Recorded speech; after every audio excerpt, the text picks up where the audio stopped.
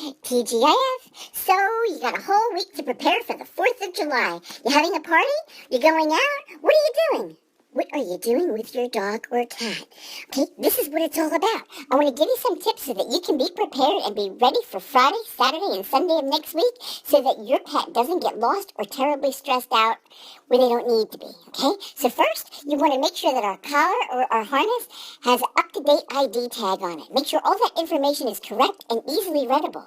And if we have a microchip, make sure that it's updated with all of our current information, our new address if we've moved, your new cell phone number if you change providers, landline, whatever. Make sure that's accurate and up to date, and you can do that online or through the phone.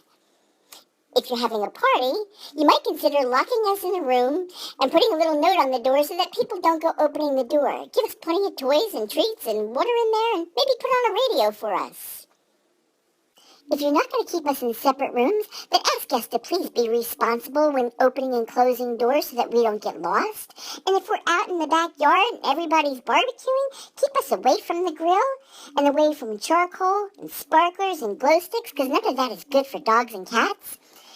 And if you decide to go to the fireworks display, leave us home, close the curtains and blinds so that we don't see anything that neighbors might be shooting off, and turn on the TV and turn it up just a little bit louder than usual with something lighthearted on it, like cartoons or something that we can enjoy. And if you stay home with us, if we're afraid, don't coddle us. Don't reinforce any of our negative behaviors. Instead, either play with us, give us treats, or just kick back and watch TV and act like nothing is wrong. And we'll get through it together.